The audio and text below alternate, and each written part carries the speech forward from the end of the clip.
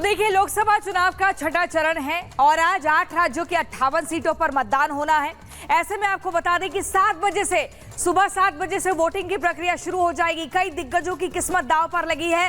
मनोज तिवारी से लेकर बांसुरी स्वराज से लेकर धर्मेंद्र प्रधान, तमाम ही वो नेता है बड़े जिन्हें आपने अक्सर बोलते हुए संसद में सुना है और ये चुनावी मैदान में भी है। लेकिन आज ये देखना होगा कि जनता किस मुद्दे पर मतदान करती है, वोट परसेंटेज कितना बढ़ता है और वोट परसेंटेज में ये देखना होगा कि महिलाओं की संख्या कितनी होती है, पुरुषों की कितनी होती है, युवाओं की, बुजुर्गों में किस में ज्यादा उत्साह रहता है।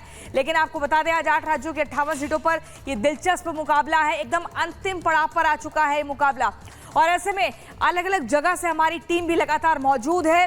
हर लोकसभा क्षेत्र में रिपब्लिक भारत की टीम मौजूद है जो ग्राउंड जीरो से आप तक तस्वीर पहुंचाएगी। दीपेश और गायत्री हमारे साथ बने हुए हैं। सबसे पहले गायत्री दिल्ली से बनी हुई है और दीपेश आजमगढ़ से हैं। लेकिन गायत्री, हम आपके पास आएंगे। आप दिखाइए क्या तैयारियां की गई हैं, वहां पर किस तरह का माहौल दिख रहा है और क्या अभी से कतार लगनी शुरू हो गई है? क्योंकि कई बार हमने देखा है 7 बजने से पहले ही मतदाता पहुंच जाते हैं ताकि उन्हें ज्यादा इंतजार ना करना पड़े और धूप की तपिश भी उन्हें ना सताए। वहां क्या देख पा रहे हैं, तस्वीरें दिखाएं।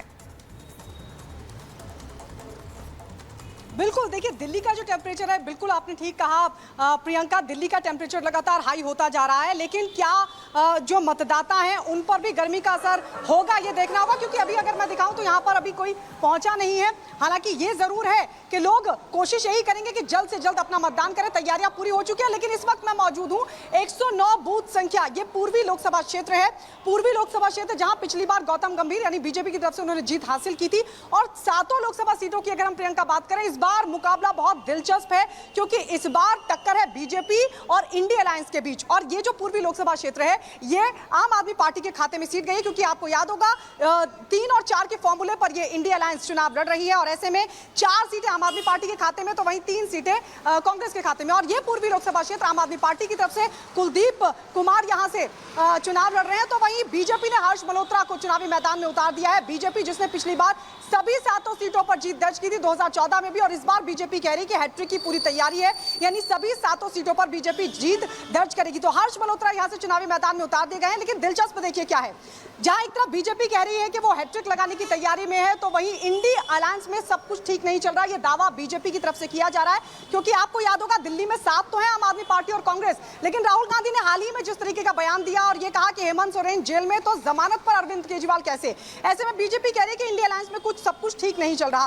और देखिए, कांग्रेसी कार्यकर्ताओं के मन में एक दर्द तो जरूर होगा क्योंकि जिस आम आदमी पार्टी की वजह से कांग्रेस हाशिए पर चली गई, उस आम आदमी पार्टी के साथ कार्यकर्ताओं को साथ लाने की एक बड़ी चुनौती भी कांग्रेस के सामने रही। और ऐसे में क्या कुलदीप कुमार को इन दोनों ही पार्टियों के साथ का फायदा मिल पाएगा, यह देखना दिलचस्प होगा। लेकिन कुल मिलाकर अगर मैं दिखाऊं 109 बूथ संख्या, क्योंकि ये जो कॉन्स्टिट्यूएंसी आती है, ये वीरेंद्र सचदेवा जो कि बीजेपी के प्रदेश अध्यक्ष हैं, उनकी कॉन्स्टिट्यूएंसी है। और यहाँ पर कुछ ही देर में वीरेंद्र सचदेवा भी अपना वोट करने के लिए पहुंचेंगे। हिंदू मुस्लिम करके तो आने वाला दिन में हमारे बच्चों का भविष्य कहाँ होगा, लड़ाई झगड़े में फंस जाएगा। इसलिए लोगों को अब समझ में आ गया है जो नहीं, जो विकास करेगा, विकास का मुद्दा एक भी नहीं है। जॉब कैसे लगेगी, बच्चों का कैसे लगेगी, उसका कोई मुद्दा नहीं है। महंगाई कैसे घटेगी, इस पर चर्चा नहीं है। चर्चा सिर्फ हिंदू मुस्लिम और मंदिर मस्जिद पर है। इसलिए लोगों में आ गया है बीजेपी बड़ा झूठा पार्टी। अपने विपक्षी मेरे सामने कहाँ है? विपक्षी तो एक निगम पार्षद हैं, कैंडिडेट है, वो अपने नाम से वोट ही नहीं मांगता। वो तो मोदी जी के नाम से वोट मांगता है, मोदी जी के नाम से वोट मांगता है।